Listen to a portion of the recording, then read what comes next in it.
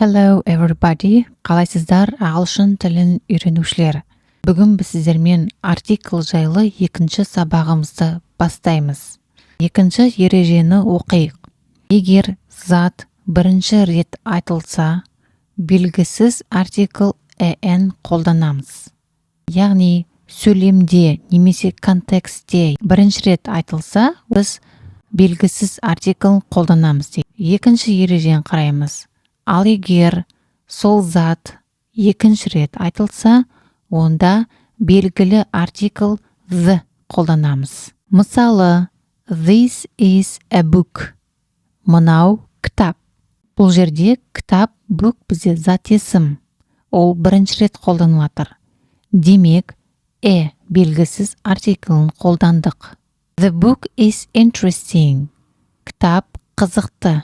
Book зат есім, ол екінші рет қолданылатыр. Яғни мына контекстте екінші рет қолданылатыр кітап. Демек біз белгілі артиклді қолданамыз. The.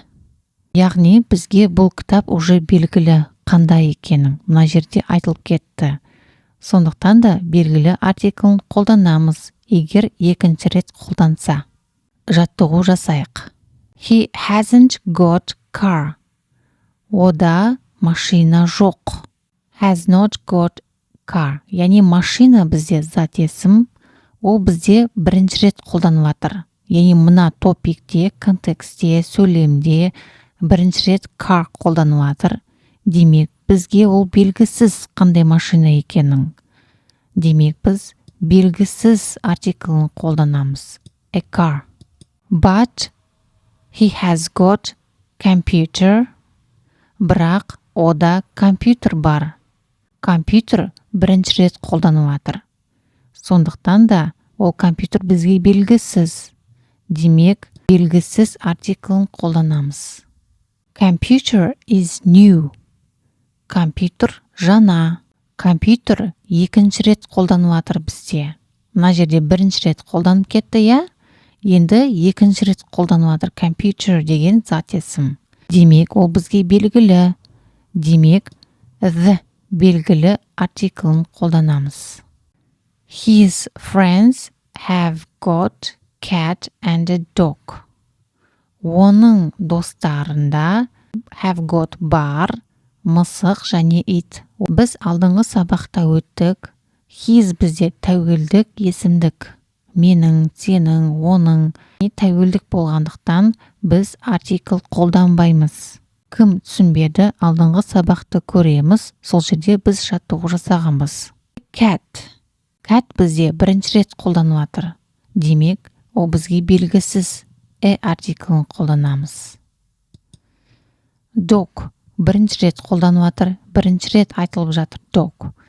Демек, белгісіз ол бізге қандай ит екенін. Артиклін қолданамыз. Dog never bites cat. Ит ешқашанда тістемейді мысықты. Dog бізде екінші рет айтылып жатыр. Мына жерде бірінші рет айтылып қойды. Нүкте қойылды, енді екінші рет айтылып жатыр. Демек, белгілі ол бізге қандай ит екенін. Демек, the артиклін қолданамыз. This is tree. Мынау ағаш. Ағаш бірінші рет қолданып жатыр. Бірінші рет айтылып жатыр. Яғни белгісіз. Демек, белгісіз артиклін қолданамыз. Tree is green. Ағаш жасыл. Ағаш бізге уже белгілі, ол екінші рет қолданып жатыр. Демек, the артиклін қолданамыз. The tree is green болады. I can see 3 boys. Мен көре аламын 3 балаларды. Мен 3 балаларды көре аламын. Біз алдыңғы сабақта өттік, яғни сан есімдерден кейін, жай сан есімнен кейін артикл қолданбайды. Алдыңғы сабаққа өтіп көрсеңіздер болады сабақта. Boys are playing. Boys балалар ойнап жатыр. Boys бізде екінші рет қолданып жатыр. Мына жерде бірінші рет қолданып қойды. Енді ол екінші рет айтылып жатыр. демек ол бізге белгілі the артиклін қолданамыз. The boys are playing болады. Балалар ойнап жатыр. I have bicycle. Менде велосипед бар. Bicycle бірінші рет қолданып жатыр. Яғни мына жерде bicycle айтылған жоқ. Демек, артиклін қолданамыз. Ол бізге белгісіз. Bicycle is, мына жерде қазір жалғасы болады. Енді артикл қойып кетейік. Bicycle екінші рет қолданып жатыр. Мына сөйлемде уже айтылып қойды bicycle. Енді мына сөйлемде екінші рет қайталанып жатыр. Демек, ол бізге белгілі артиклді қолданамыз the. My friend has no bicycle. Менің досымда велосипед жоқ. My бізде тәуелдік есімдік. Біз алдыңғы сабақта өттік. Ереже бойынша тәуелдік есімдіктен кейін артикл қолданбайды. Болымсыз no'дан кейін артикл қолданбайды. Бұл ережені жаттап алу керек. Our room is large. Біздің бөлмеміз үлкен. Our тәуелдік есімдіктен кейін артикл қолданбайды. We wrote dictation yesterday. Біз жаздық диктант кеше. Диктант бізде бірінші рет қолданып жатыр. Сөйлемде, контекстте. Демек, ол бізге белгісіз артиклін қолданамыз. Dictation was long. Диктант ұзақ болды. Dictation екінші рет қолданып жатыр. Яғни екінші рет айтылып жатыр. Мына сөйлемде айтылып қойды. Демек, ол бізге белгілі қандай диктант екенін. The белгілі артиклін қолданамыз. She has 2 daughters and 1 son. Ода 2 қыздары бар және 1 ұлы бар. Біз ереже бойынша алдыңғы сабақта өттік. Сан есімнен кейін артикл қолданбайды. 2 дегеніміз бізде 2 деген мағына білдіреді, артикл қолданбайды. 1 дегеніміз 1 деген мағына білдіреді, ол бізде сан есім қолданбайды, артикл. Your son is pupil. Оның баласы оқушы. Your бізде тәуелдік есімдік. Оның артикл қолданбайды. Pupil бізде оқушы. Ол бізде бірінші рет қолданып жатыр. Бірінші рет айтылып жатыр. Демек, ол бізге белгісіз қандай оқушы екенін белгісіз артиклін қолданамыз. Last year, I gave my mother bracelet for her birthday. Алдыңғы жылы мен бердім менің мамама браслет оның туған күніне. My бізде тәуелдік есімдік. Тәуелдік есімдіктен кейін артикл қолданбайды. Bracelet бізде бірінші рет айтылып жатыр контекстте, сөйлемде. Демек, ол бізге белгісіз артиклін қолданамыз. For her birthday. Her бізде тәуелдік есімдік. Оның деп аударылады. Одан кейін артикл қолданбайды ереже бойынша.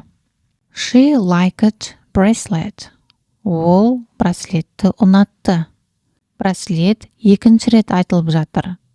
Мына жерде браслет айтылып қойды. Бірінші рет, демек, мынау екінші рет. Онда ол бізге белгілі қандай браслет екенін. The артиклін қолданамыз. My brother's friend has no dog. Менің ағамның досында ит жоқ. Менің тәуелдік есімдік. Тәуелдік есімдіктен кейін артикл қолданбаймыз. Brothers ағамның. Бұл да бізде тәуелдік есімдік. Одан кейін артикл қолданбаймыз. No бізде отрицание, яғни болымсыз no'дан кейін артикл қолданбаймыз. Ереже бойынша. This pencil is broken. Мына қалам бұзылған. This бізде сілтеу есімдігі. Сілтеу есімдіктен кейін артикл қолданбаймыз. Ереже бойынша.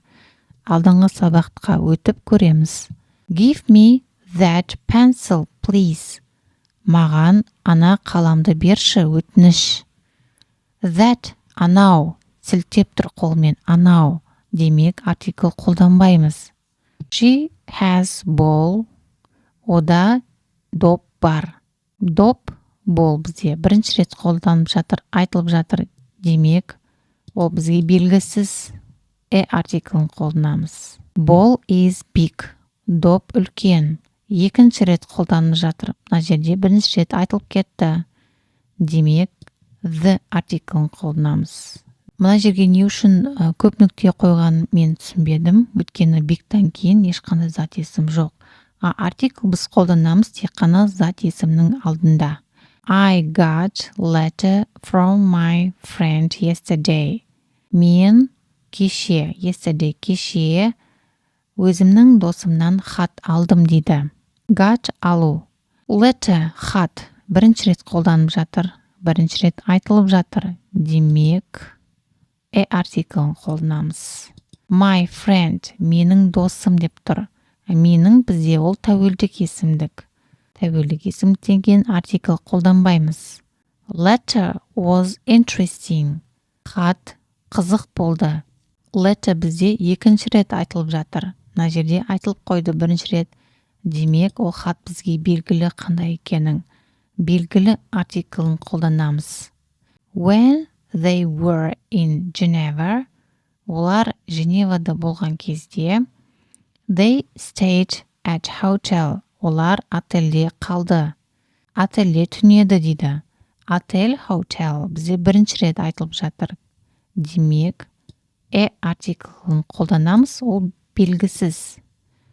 Sometimes they had dinner at hotel.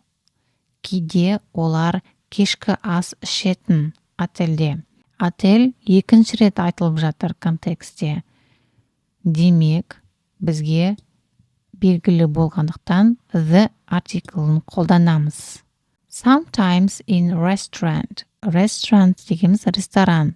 Ол бізде алғаш рет айтылып жатыр. Демек, артиклін қолданамыз. Белгісіз. I've got idea. Менде идея бар. Идея бірінші рет айтылып жатыр. Ол белгісіз. Артиклін қолданамыз. Неге емес, өйткені дауысты дыбыстан басталып тұр. I деген әріп бізде дауысты. Демек, қолданады. What surprise. Қандай күтпегендік, қандай сюрприз деп жатыр. Бұл бізде surprise бірінші рет айтылып жатыр. Демек, артиклін қолданамыз. Our parents gave us DVD player for Christmas. Біздің ата-аналарымыз бізге DVD плеерін берді. Крисмасқа. Біздің ол бізде тәуелдік есімдік. Тәуелдік есімдіктен кейін артикл қолданбаймыз. DVD ол бізде бірінші рет айтылып жатыр. Белгісіз қандай DVD екенін, сондықтан да белгісіз артиклін қолданамыз. Егер сіздерге сабақ ұнаған болса, лайк басып кетіңіздер, комментарияға сұрақтарыңызды қойыңыздар, немесе өздеріңіздің тілектеріңізді жазыңыздар, және подписаться етіп кетіңіздер. Бұдан да жақсы жаттығулар мен роликтер, видеороликтер шығады. The lesson is over. Goodbye.